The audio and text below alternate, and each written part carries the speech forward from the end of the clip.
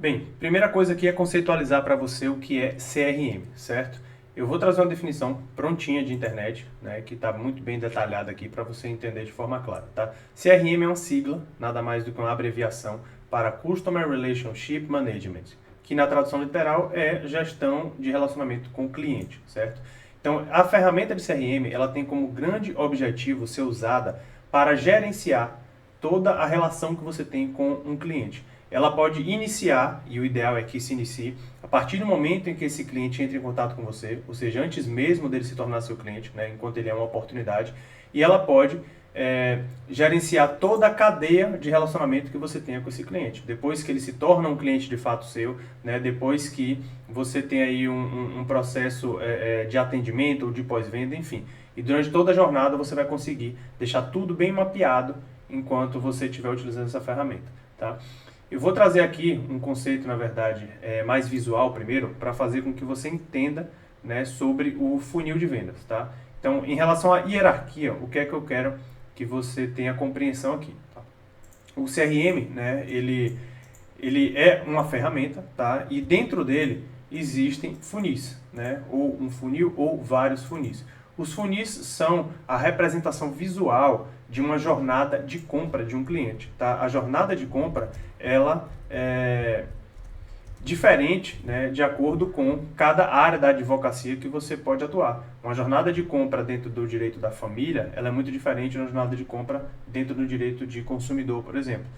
No direito da família, você provavelmente vai precisar fazer com que a pessoa que entrou em contato com você venha para uma reunião, você vai apresentar uma proposta para ela de maneira formal, né? O tipo de negociação é diferente. Muitas vezes a pessoa não vai fechar com você de imediato, ela precisa pensar, ela precisa tomar uma decisão ali, né, que não é imediata dentro da área de família.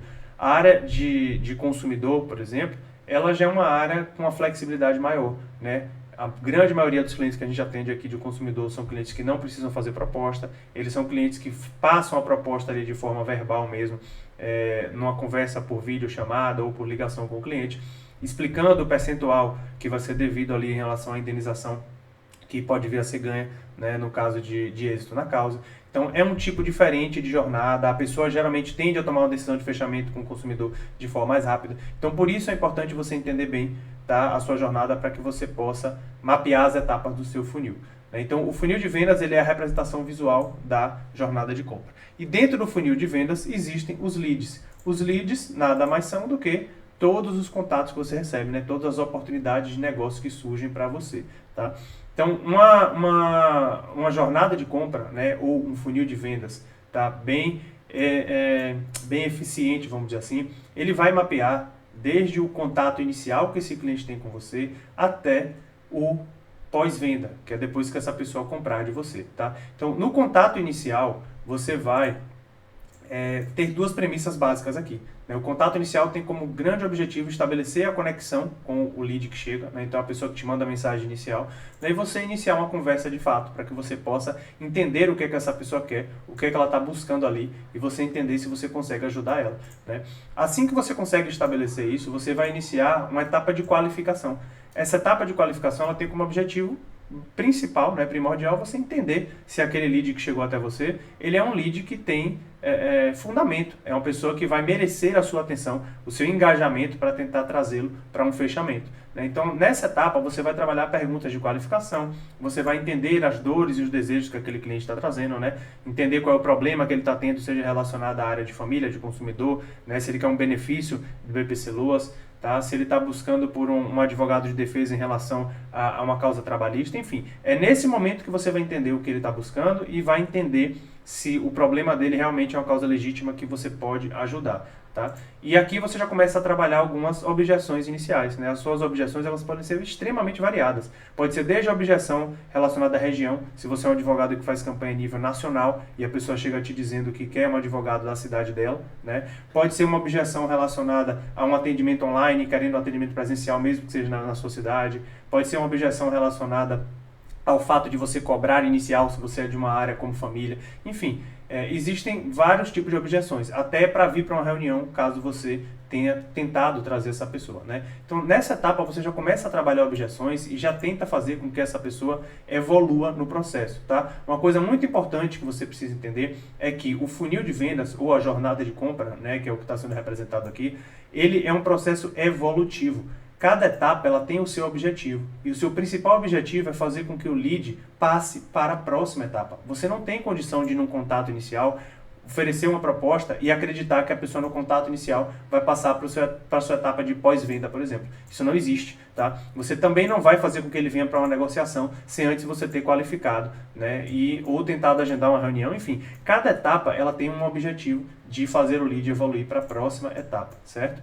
Então, depois que você faz essa pessoa evoluir da etapa de qualificação, você vai tentar um agendamento, de novo, de acordo com a realidade do produto que você vende, do serviço que você oferece, né? Se você tem, de fato, esse objetivo, né, essa necessidade de trazer uma pessoa para uma reunião, que é o caso da maioria das áreas, tá? Independente, inclusive, da área que você atua, eu recomendo que você traga um cliente para uma reunião, pelo menos uma reunião de videochamada através do WhatsApp ali, para que você possa gerar mais pessoalidade com ele e para que você tenha mais facilidade em fazer um fechamento de contrato.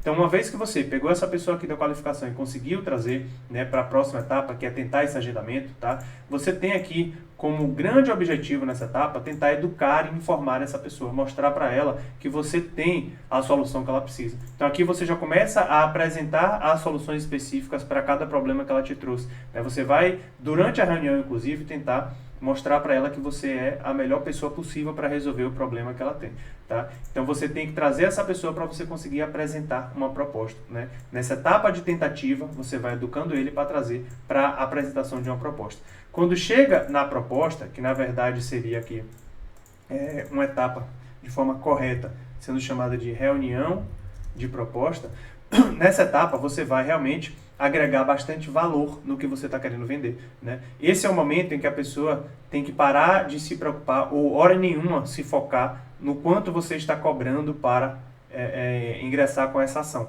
tá? Esse é o momento em que você vai agregar valor para que essa pessoa perceba que pagar para você é sim uma decisão excelente. Não pagar para você é uma decisão prejudicial para ela. Então é muito melhor para ela fechar com você, né, e te pagar do que sair no prejuízo ali com relação aos medos e as dores que ela te apresentou, certo? Então nesse momento você vai reforçar seus diferenciais, você vai apresentar a proposta formal e vai quebrar as objeções nessa etapa do funil, tá bom? Depois que você consegue fazer isso, você vai avançar para uma etapa de negociação. Essa negociação, ela pode iniciar e terminar na própria proposta, né? Então, o objetivo principal da reunião é esse, é que você consiga fazer com que a pessoa saia de lá com um aceite na sua proposta e preferencialmente com um fechamento de contrato. Para isso você vai precisar de uma ferramenta de assinatura de contrato digital. A gente já bateu esse papo se você é um cliente da Forecast, né? Então você vai tentar nessa reunião fazer com que o cliente saia com a proposta assinada. Digamos que você não conseguiu sair com essa proposta assinada, né? Você vai avançar para uma etapa ali mais de acompanhamento, de negociação e fechamento, tá? Nessa etapa de negociação e fechamento, que pode estar acontecendo aqui dentro, tá? Você vai negociar condições, você vai quebrar as objeções finais que esse cliente possa trazer e você vai tentar concluir a venda, né? Esse é o momento em que você vai evoluir o lead para um status, tá? Aqui, na verdade, é uma evolução de status do lead, né? Esse é o momento em que ele evolui para perdido ou para aceite. Ele pode te dar uma negativa na proposta, ou ele pode te dar um aceite aqui que vai fechar com você, ou avançar diretamente para um fechamento, certo? Quando você perde, é muito importante você lembrar que você precisa entender, né, o motivo dessa perda. Então, todas as vezes que eu não fecho um contrato com o escritório de advocacia, tendo apresentado uma proposta, eu sempre pergunto para aquele advogado: por que você escolheu um concorrente ou por que você não fechou comigo e decidiu talvez até não fechar? Porque cada vez que alguém me responde essa pergunta, eu tenho uma nova munição, vamos dizer assim, para evoluir comercialmente, né? Eu entendo um ponto falho meu para tentar evoluir. Ou muitas vezes, né, é simplesmente uma falta de condição do cliente, o que também é responsabilidade minha, já que eu trouxe para a reunião um cliente que não tinha perfil para fechar com a gente, né? Então eu devo evoluir na minha etapa anterior de qualificação para trazer somente pessoas certas para a reunião, para que eu otimize o meu tempo, para que eu não perca tempo com pessoas que não vão fechar contrato comigo, tá? Então, nessa etapa aqui, a gente vai entender o que aconteceu. Se o cliente foi perdido, beleza, vida que segue, passa para o próximo lead. Se o cliente deu aceite ou fechou a proposta, a gente vai para a etapa de pós-venda, né? O verdinho aqui não é por acaso. Caso esse cliente não dê uma resposta, você vai ficar, né, num momento aqui em aberto, que é aquele momento do follow-up, né? O momento em que você vai acompanhar as propostas abertas, você vai solicitar feedbacks do seu atendimento para entender o que a pessoa achou, porque ela não fechou com você ainda, né? Então é importante nesse momento você estar ali perto e acompanhando o cliente. E, de novo, entender motivo de perda, caso num momento, né, em sequência ali, depois de você fazer follow-up, essa pessoa acabe negando ali o fechamento com você, tá? Caso o cliente feche o contrato com você, você vai levar ele para a etapa de pós-venda, que nada mais é do que você entregar o que foi acordado, né? Se você tem um time operacional, você vai passar a bola adiante para o seu time operacional começar a tocar o processo e preferencialmente ter uma pessoa também para ficar à frente deste atendimento e não tomar o seu tempo comercial, tá? E você vai, claro, trabalhar para garantir ali a satisfação desse cliente que já fechou com você. Depois que você conseguiu também o fechamento, é importante você pedir uma prova social, né? Todos os clientes que fecham com você significa que estão extremamente satisfeitos. Então esse cliente ele tende a fazer uma avaliação para você. Essa avaliação ela pode ser na sua ficha do Google, ela pode ser um depoimento, né? Várias maneiras diferentes de você conseguir uma avaliação para te ajudar a nível de argumento de venda com clientes futuros, tá?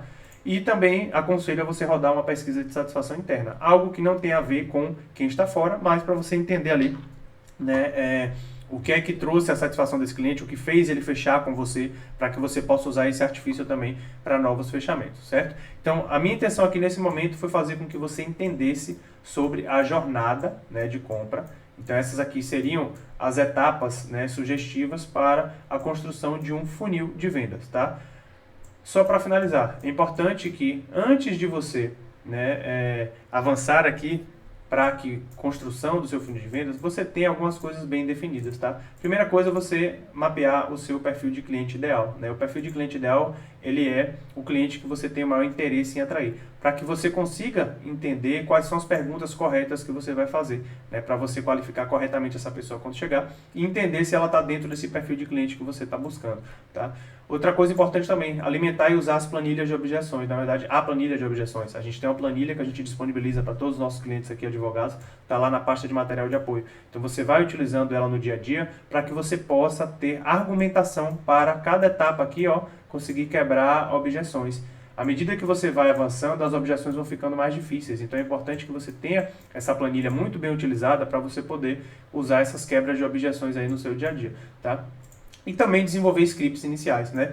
Pensando sempre na evolução do seu escritório. Se hoje você é quem está à frente do comercial, você em algum momento vai precisar ou vai querer colocar outra pessoa para fazer certos papéis. E o papel comercial, por exemplo, é um deles. Então o ideal é que você construa scripts, tá? Para que você possa modelar e treinar a equipe, né? Inclusive, mesmo que você não queira sair do comercial, você tem mais braços, você consegue multiplicar atendimento colocando mais verba no próprio Google. Então, se você consegue treinar e replicar o seu atendimento, você vai aumentando muito as suas chances de faturamento, né, dentro do Google Ads e de outras formas também que você tenha de captação de clientes, tá bom? Então, é importante você ter scripts para isso e não só para replicar, mas principalmente para facilitar o seu dia a dia. Tudo que a gente faz, né, utilizando ferramentas que já estão prontas, que nos tira da necessidade de pensar o que vamos fazer antes de executar, a gente tem maior chance em êxito e a gente gasta menos energia com isso, e com isso a gente vai conseguindo ter melhores resultados, tá certo? Então, esse primeiro ponto aqui, essa primeira